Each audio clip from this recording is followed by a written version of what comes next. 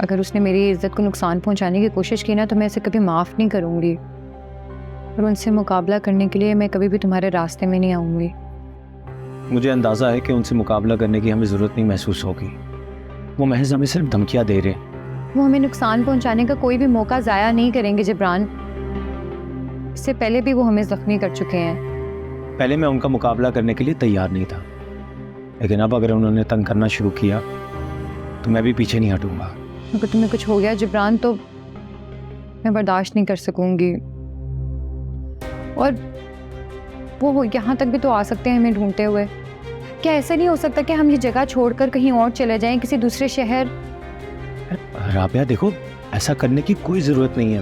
वो हमारा कुछ नहीं बिगाड़ सकते, और अगर हम उनसे डर कर कहीं और चले भी गए तो वो तलाश करते करते हम तक पहुंच जाएंगे। लेकिन मैं ये कभी भी नहीं चाहूंगी कि तुम अकेले उनसे मुकाबला करने के लिए बाहर निकलो।